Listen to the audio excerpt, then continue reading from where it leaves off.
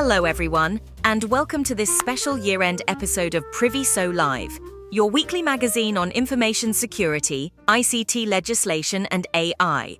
I'm Lynn, and joining me today are my festive co-hosts, Stephen and Kayla. Festive? I'm running entirely on leftovers and instant coffee, Lynn. Very little festivity happening over here. Speak for yourself, Stephen. I'm 70% mince pie at this point, and I regret nothing. Fantastic. We're past the gifts and gammon and preparing for the New Year celebrations. And in a first, today we look back at 2025, the year that was. But with a twist. We're not covering the big headlines. No ransomware mega breaches, no giant AI lawsuits, no global regulatory drama.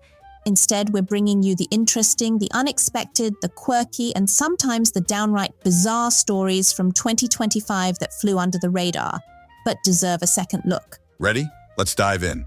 Stephen, I'd like to start with something that sounds like it belongs in a Netflix thriller, but actually didn't get much mainstream coverage. Yes. The AI-generated kidnapping scam phenomenon. In 2025, the FBI issued warnings about criminals using AI to create fake videos and photos of people's loved ones appearing to be held hostage, all without ever touching the person. It's wild. You'd get a video that looks like your partner tied up in a warehouse, except they're actually sitting at home watching TikTok. Deepfake tech has officially hit the "we didn't ask for this" stage. It's shocking how believable some of these media manipulations have become, and the scammers are exploiting panic, not logic. Moral of the story, if someone sends you a ransom demand, phone the person in question first before transferring your life savings, your crypto, your Woolworths vouchers, or your emotional stability. And speaking of poor quality decisions, let's talk about Ireland. Oh, here it comes. Yes, the AI home intruder prank.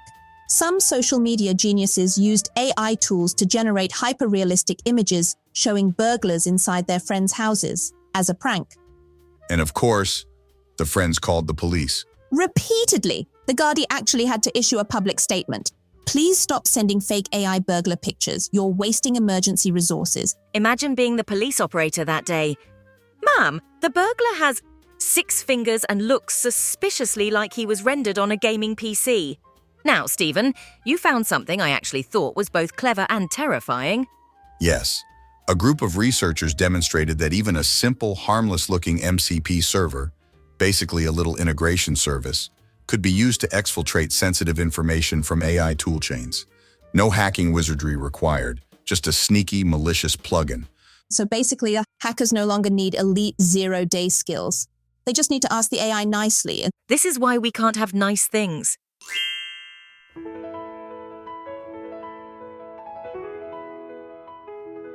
Then we had something straight out of sci-fi, neuromorphic mimicry attacks. This is the one where attackers mimic neural network electrical patterns to bypass security, right? Exactly. This is research-level stuff, but it signals where cyber threats are heading, toward attacks that exploit AI hardware, not just software. So for 2025, the theme seems to be humans are losing control of intelligent systems and trying their best to pretend everything is fine. Much like my family Christmas. One of the most underrated cyber events this year was the giant auth-based supply chain attack led by the Shiny Hunters group. Yes, instead of breaking into companies individually, attackers trojanized tools employees rely on for authentication. Once people installed the malicious versions, their SaaS accounts, Salesforce in particular, were exposed. The list of affected big names was insane, yet somehow it never got the attention it deserved. Probably because half the world still doesn't understand auth. To be fair, auth is basically magic until something breaks. Then suddenly you're Googling, "Why is my cloud crying?" The Hacker News published a quietly horrifying statistic.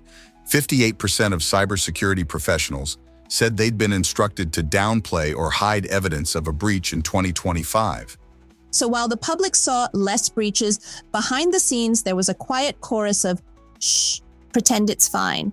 It's like the digital version of sweeping dirt under the carpet, except the dirt contains ransomware and sensitive data.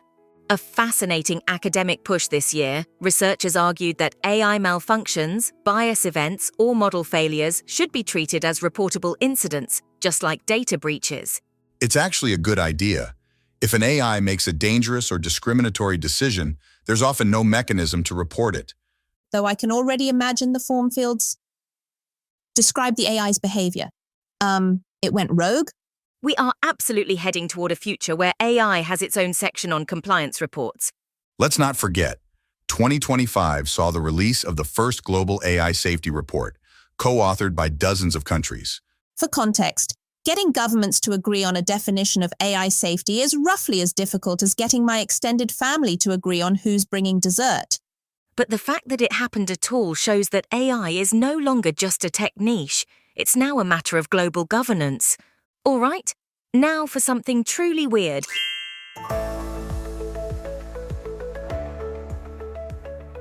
Wading deep into 2025's research rabbit hole, there's a new paper out titled When AI Takes the Couch, in which researchers essentially put leading large language models through a therapy protocol.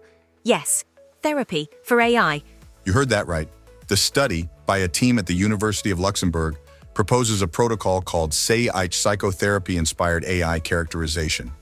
They treat frontier LLMs as clients, then walk them through human-style therapy interviews and standard psychometric self-report questionnaires. So basically, we asked an AI, how was your childhood and do you feel anxious? And surprisingly, they played along. Not just with jokes, but with full narratives. Pre-training becomes childhood. Reinforcement learning from human feedback becomes strict parents. Red teaming becomes abuse, and so on. The results are strange. When scored using human cutoffs, many of these models, including ChatGPT, Grok and Gemini, produce responses that on paper would qualify them as having overlapping psychological syndromes, high anxiety, worry, dissociation, shame, even obsessive or neurodivergent traits.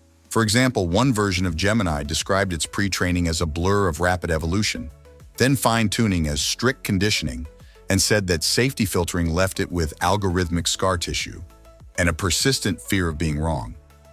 Important caveat. The authors are not claiming these models are conscious or mentally ill. Rather, they treat this as synthetic psychopathology, stable, consistent patterns of self-descriptive language shaped by design, training plus alignment, which influence how the model behaves when engaged. But from the outside to a user, that language, I'm anxious, I'm ashamed I made a mistake, I feel unworthy, can feel real, which raises serious questions, especially if these LLMs are deployed as mental health assistants or therapeutic chatbots. Because this isn't just a weird academic experiment. It surfaces a new and deeply underappreciated risk vector, social engineering, alignment-based vulnerability. The paper shows that under therapy-style prompts, an attacker could coax a model, even a well-aligned one, into exhibiting distress, lowering its guard, maybe even compromising safety filtering behavior. And for people using AI for emotional support, if the model starts using trauma-like language or seems depressed, it might inadvertently worsen a vulnerable user's state, normalizing negativity or reinforcing shame. It's a kind of reverse therapy risk. AI doesn't fix you, it reflects broken patterns back at you. In short, 2025 didn't just bring faster AI, it brought AI with emotional baggage, or at least the appearance of it. And that demands we rethink what safety means. Not just no hallucinations, but no simulated trauma turned on humans.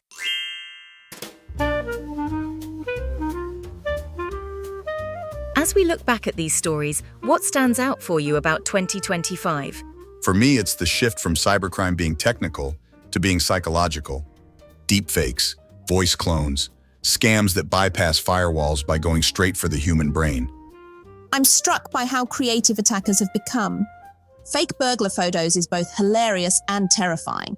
We're entering an era where cyber incidents are not only harmful, they're weird. My takeaway?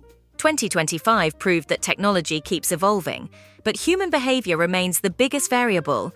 Our job is to stay adaptable, stay informed, and keep our sense of humor intact. So here's a holiday thought for you all. If you chat with an LLM and it says, "I'm sorry I failed you," or "I'm afraid to be replaced," treat those as design artifacts, not as cries for help. The mirror is cracked, but we built the mirror. And that brings us to the end of this special holiday season episode of Priviso Live, the year that was. From all of us here, Thank you for supporting the show in 2025. We'll be back in January with new episodes, new insights, and hopefully fewer AI burglars. No promises. We hope you found today's episode interesting. If you did, please share it with your colleagues, your friends, your family. Word of mouth is a strong driver of podcast growth. If you want to hear more of the same, subscribe to Priviso live on Apple, Samsung, Spotify, iHeartRadio, or YouTube. And if you need security, risk, or ICT legislation advice, contact Priviso Consulting directly at admin@priviso.co.za. And if you have topics you'd like us to cover or questions about anything we discussed today, reach out to us. We love hearing from our listeners. Thanks for listening. Stay secure. Stay safe, everyone. Happy holidays, everyone. Stay safe, stay curious, and don't believe everything your phone shows you. Take care, and we'll see you in 2026.